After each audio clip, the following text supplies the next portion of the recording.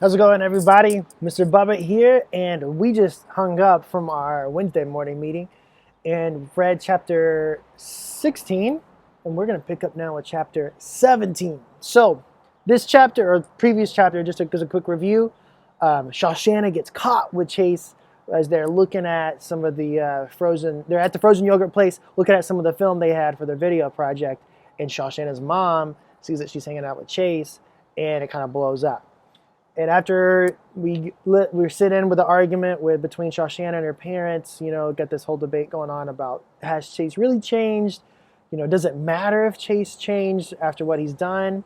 Which really brings some interesting questions about how we interact with forgiveness, and what does that look like when some really bad stuff has happened in the past, right? Because we've always talked about communicating kindly, but now we're talking about a pretty severe circumstance, and how are we expected, or how should we navigate really big issues? How do we forgive people when they've wronged us in a very real, large way? And Shoshana and her family seem to be disagreeing about that question. So before the argument's over, though, Shoshana floats out a crazy idea, and she says, maybe Joel should come home, right? Joel's miserable at this boarding school he's been at. The main reason that we had to send him away to boarding school is no longer a problem. Chase is now nice. And Aaron and Bear are going to be kind of kept at bay if Chase is defending, people around him. So she texts Joel and says, hey, we need to talk. One big secret, though, I'm curious to see if comes up, is that Shoshana has not told Joel about her project with Chase. Joel knows that she's doing a project with Mr. Soloway, but he doesn't know that she's working with Chase. We'll see if that comes out in this chapter. Chapter 17. Let's go. Joel Weber. The piano is out of tune. Actually, my whole life is out of tune, but the piano is worse. I couldn't stand Melton, but everything there was always in tune. It had to be. All the kids had perfect pitch. The instruments were maintained at their highest levels. Even the wrought iron gate outside the faculty building squeaked a perfect B flat. I have perfect pitch too, so I know.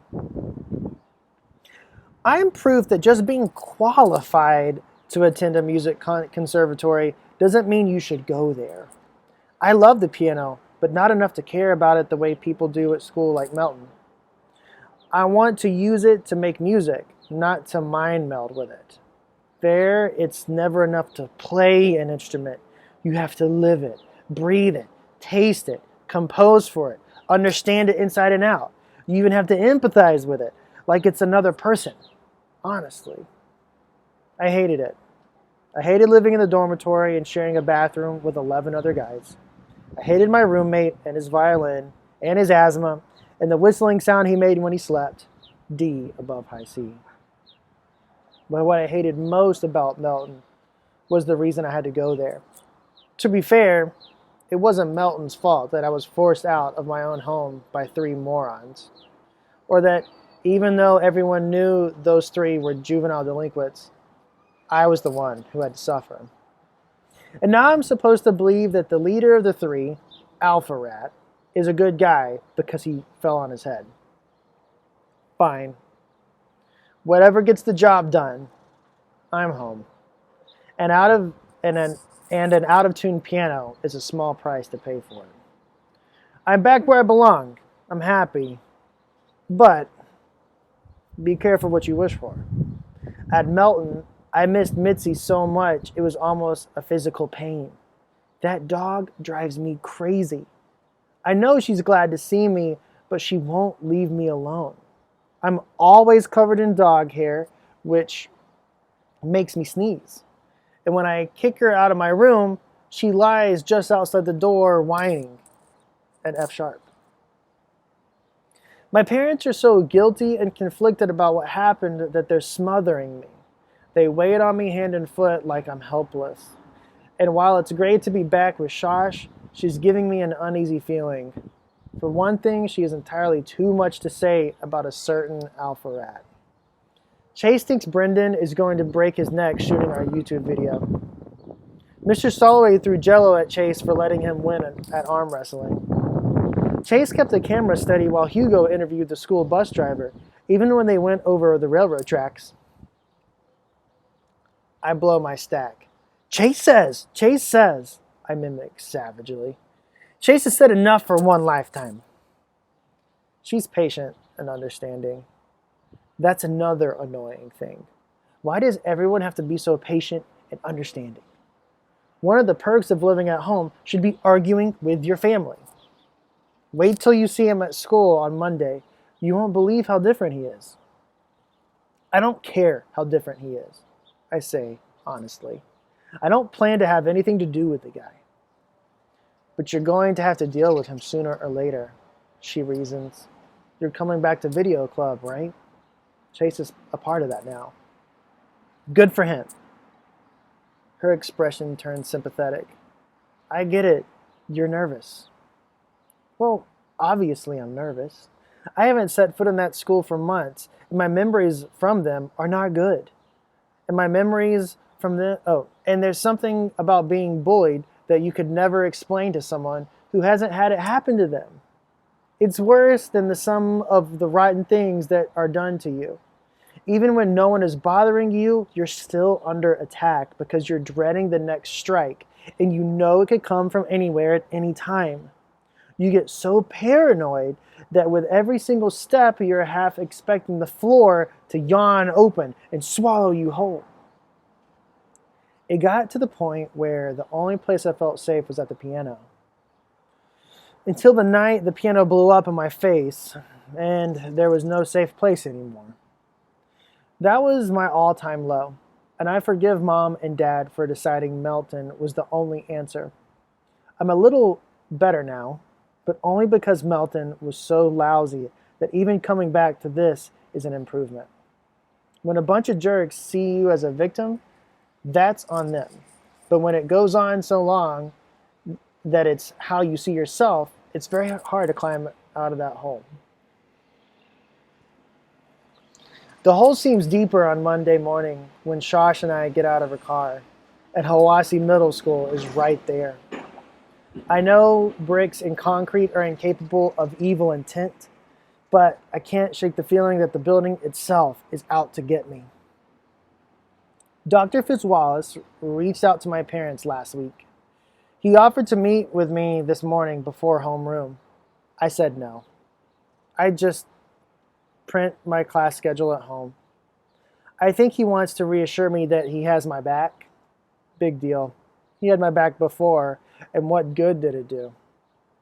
Short of a Secret Service bodyguard, there's no way to protect anyone 100%. Sooner or later, you're always going to end up in a lonely hallway or a deserted locker room. Shosh rounds on me. You ready for this? I'm not ready, but I nod. Then we're going in, surrounded by all those kids. I forget the thrum of a school this big, a chaotic buzz of sounds. Too many to assign a single note to, or even a whole chord.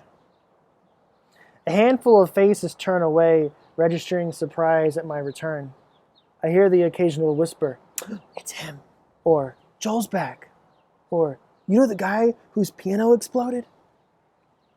I catch a couple of kind-hearted looks, and even a hostile one from a big kid who must be a football player. Mostly, though, nobody sees me at all, or worse, they never noticed I was gone. I think that makes me madder than anything else. I went through the worst part of my life, was bullied so badly I had to leave town, and it never popped onto most people's radar screens. That baloney from guidance counselors about how you're supposed to be a community, yeah, right. This is how bullies like Chase Ambrose get away with what they do, because their victims are invisible. Speaking of bodyguards, Shosh thinks she's mine because she stays glued to my side. Add that to the list of humiliations that doesn't need padding. My sister is convinced she has to fight my battles for me. Don't you have to go to homeroom? I ask her, fighting to keep exasperation out of my voice. Oh, I figured I'd stay with you just for today. I haven't seen Mr. O'Toole in a while. I interrupt her. Go away, Shosh. She looks worried. Are you sure? No, I reply, honestly. But you can't hang off me forever. What happens when I have to go to the bathroom? Well, I figured I could wait outside. Go away, I repeat. Classes are okay, I guess. No different than Mountain. Math is math, regardless of whether or not you're learning it from a world-class French horn player. A few kids ask where I've been. Those who know have questions about what boarding school is like. Brendan Espinoza updates me on his YouTube career, and I congratulate him on Leaf Man, which is up to over 4,000 views. Not exactly viral yet, but his biggest audience so far. He tells me about Video Club. Kimberly Tooley is a member, although she never struck me as the type. He talks about her a lot, so I suspect he has some kind of crush going on. The biggest news is your sister's entry for the National Video Journalism Contest. Brendan enthused. We've been screening the footage, and it's awesome. They're just doing the editing now. Shoshana and... He falls silent. Yeah, I know who her partner is. Joel, you're not going to believe how different he is. It's like he split open his head when he fell off the roof, and they put in a new brain. So I've heard. Bad enough, I have to listen to Shosh singing Alpharat's praises. It never occurred to me that the entire Video Club would turn out to be fans too. I passed by Chase in the hall once, and the sight of his face nearly makes me jump out of my skin. But here's the thing. He looks right through me, like I'm not even there. Maybe he really does have amnesia and doesn't recognize me. Well, I recognize him. He's the jerk who did his best to ruin my life last year. I have no choice but to run into Beta and Gamma Rats. They're in my Spanish class, 7th period. Look who came crawling home to mommy, Bear sneers at me. I'm paralyzed. It's worse than my near miss with Chase in the hall because it proves that nothing has really changed. Are these my only two choices? This or Melton? Aaron grabs Bear's arm and drags him to a seat in the back row. Leave it, man. You want to get in even more trouble thanks to this loser? Those two are doing community service over the cherry bombs on the piano. Maybe that'll buy me a little peace. What I dread the most is the part I used to look forward to, Video Club. When I was at Melton, I practically ached for it. It was the symbol of everything I was missing out on because I had been exiled. But now, all I can think of is that I'm going to come face to face with him. When I get to Miss DeLau's room, the lights are out and all eyes are on the smartboard. I assume that this is my sister's famous video project. And the old guy on the screen is that Mr. Soloway I've heard so much about. He's describing a scene from the war, and everybody is completely enthralled. Miss DeLau notices me first and pauses the video. She comes over to the doorway to greet me. Joel, it's good to have you back. They crowd around me, all the members. There are a couple of new faces like Kimberly, but most of them are old friends. It's a nice welcome. I can't enjoy it though because I know he's there, hanging back, waiting his turn. Shosh performs a formal introduction, like I don't know the guy who turned my life into a horror show. But of course, it isn't for me, it's for him. Chase, I don't think you remember my brother Joel. He looks 10 times more miserable than he ever made me. I don't even know what to say to you, he begins in a voice I barely recognize as his errant alpha rat bravado. I have no memory of any of the things I did to you, and I can't undo them. But I want to tell you that I'm really, really sorry. Up until this moment, I had no idea how I'd react to meeting Chase Ambrose again after all these months. Now I know. I completely believe that he has amnesia and can't recall the stuff that happened between us. I believe that he's changed, and then he honestly regrets what he did to me. And I know something else. It doesn't make any difference. None. Zero. Zilch. I still hate his guts. That is chapter 17. We will pick up at chapter 18 on Friday. So, guys, be good, be safe, be healthy, and I hope to see you guys soon. I miss y'all so much. I'm really enjoying playing these games over Zoom. So, I'm going to do some more research and find some we can play. If you guys have anything you're playing with your friends and your family, get in touch with me, and we'll play them together on Friday. Take care, be good. Talk to y'all soon.